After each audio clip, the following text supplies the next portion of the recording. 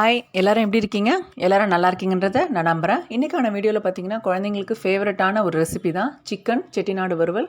குழந்தைங்கள்லாம் இப்போ விரும்பி சாப்பிட்றது சிக்கன், அதனால் அந்த ரெசிபியை நான் இன்றைக்கி உங்களுக்கு அப்லோட் பண்ணுறேங்க. அதுக்கு தேவையானது, இப்போ ஒரு பேனில் எண்ணெய் சூடு பண்ணிவிட்டு பட்டை, கிராம்பு, ஏலக்காய், அன்னாசிப்பூ, பிரிஞ்சி இலை ஆட் பண்ணி நீங்கள் பண்ணிக்கலாம். நான் அது எல்லாமே பொடி பண்ணி வச்சுருந்தேன். அந்த பவுடரை இதில் ஆட் பண்ணிவிட்டு 4 பச்சை மிளகாய் ஆட் பண்ணிவிட்டு நீட்டு வாக்கில் 2 பெரிய வெங்காயம் ஆட் பண்ணியிருக்காங்க. அதை நல்லா வதக்கிக்கோங்க. நீங்கள் அதை பொடி பண்ணி வைக்காமல் வச்சுருந்தீங்கனாலும் நீங்கள் அதை தனித்தனியாக கூட ஆட் பண்ணிக்கலாம். இப்போது செட்டிநாடு வறுவலுக்கு ரொம்ப இம்பார்ட்டண்டான ஒரு ஐட்டம் எதுன்னு பார்த்தீங்கன்னா காஞ்ச மிளகா. நான் 2 காஞ்ச மிளகா ஆட் பண்ணிவிட்டு கருவேப்பிலையும் ஆட் பண்ணிக்கிட்டேங்க. தேவையான அளவுக்கு மஞ்சள் தூள் போட்டுக்கோங்க. நான் 1/4 ஸ்பூன் போட்டிருக்கேன். தேவைக்கேற்ப உப்புங்க.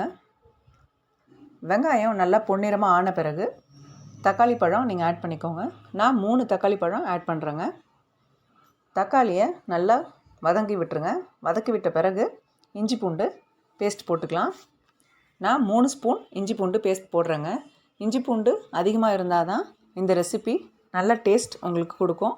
ஸோ 3 ஸ்பூன் போட்டுக்கோங்க. ஏன்னா 1 kg சிக்கனுக்கு இஞ்சி பூண்டு இவ்வளோ தேவைப்படும். இஞ்சி பூண்டு வாசனை நல்லா போகிற அளவுக்கு வதக்கிக்கோங்க.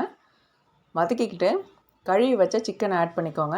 நான் சிக்கனில் எதுவுமே மசாலா போட்டு மிக்ஸ் பண்ணி வைக்கலைங்க. ஏன்னா இதிலே நான் நிறைய மசாலா ஆட் பண்ணுறதுனால அதை ப்ளெயினாக வாஷ் பண்ணி தான் வச்சுருக்கேன். எந்த ஒரு மசாலா போட்டு ஆட் பண்ணி வைக்கலைங்க.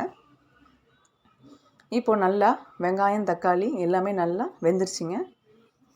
இப்போது அந்த சிக்கனை ஆட் பண்ணிக்கலாம். சிக்கனை ஆட் பண்ணிவிட்டு உடனே தண்ணி சேர்க்காதீங்க. அதிலே நல்லா மசாலாலே ஒரு 2 மினிட்ஸ் நல்லா வதக்கிக்கோங்க. ஏன்னா தண்ணி கண்டிப்பாக சிக்கன்லேருந்து ரிலீஸ் ஆகும். அதுக்கப்புறம் நம்ம தேவையான அளவுக்கு தண்ணி ஆட் பண்ணிக்கலாம். இந்த மாதிரி நல்லா கிளறி விட்டுக்கோங்க. கிளறி விட்டுட்டு ஒரு 1/2 டம்ளர் தண்ணி ஆட் பண்ணிக்கோங்க. சிக்கன் 15 to 20 மினிட்ஸில் வெந்துருங்க. நான் எப்பயுமே சிக்கன் குக்கரில் யூஸ் பண்ண மாட்டேன். பேன்லேயே தான் அதை வேக வைப்பேன். மட்டன் மட்டும்தான் குக்கரில் வேக வைப்பேங்க. ஒரு 1/2 டம்ளர் ஆட் பண்ணுறதுக்கு முன்னாடி தேவையான அளவு தனி மிளகாத்தூள் ஆட் பண்ணிக்கலாம். ஏன்னா பெப்பர் தான் அதிகமாக ஆட் பண்ணுறதுனால தனி மிளகாத்தூள் உங்களுக்கு எவ்வளோ தேவையோ அந்த மாதிரி ஆட் பண்ணிக்கோங்க. நான் 1.5 ஸ்பூன் ஆட் பண்ணியிருக்கேன். இப்போது 1/2 கிளாஸ் தண்ணி ஆட் பண்ணிக்கிட்டேங்க. இது எல்லாத்தையும் ஒரு லிட்டு போட்டு மூடி வச்சுருங்க. 15 மினிட்ஸ் ஹை ஃப்ளேமில் வச்சு வேக வச்சுக்கோங்க. பாருங்கள், நல்லா கொதி வருது. இந்த நேரத்தில் நீங்கள் பெப்பரை ஆட் பண்ணிக்கலாம்.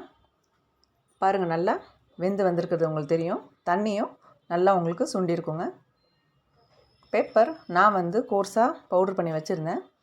2 ஸ்பூன் நான் யூஸ் பண்ணுறேன். உங்களுக்கு எவ்வளோ தேவையோ அந்த மாதிரி அளவுக்கு நீங்கள் யூஸ் பண்ணிக்கோங்க.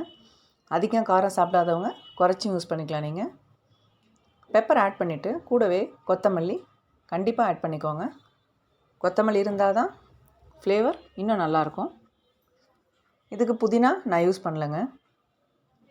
கொத்தமல்லி ஆட் பண்ணிவிட்டு இது நல்லா சிம்மில் ஒரு 5 மினிட்ஸ் நல்லா வேக வச்சிங்கன்னா உங்களுக்கு செமி சாலிடாக வந்துடுங்க. நீங்கள் இது ரைஸ்க்கும் யூஸ் பண்ணிக்கலாம். சப்பாத்தி, பூரி, பரோட்டா இந்த மாதிரி ஐட்டமுக்கும் நீங்கள் சைட் டிஷ்ஷாக வச்சு சாப்பிடலாம். இது மிளகு இருக்கிறதுனால சீக்கிரமாக டைஜஷன் ஆகிடும். பாருங்கள், நல்லா வெந்துருச்சு. 15 மினிட்ஸ் 20 மினிட்ஸ்க்குள்ளே சிக்கன் நல்லா வெந்துடும்.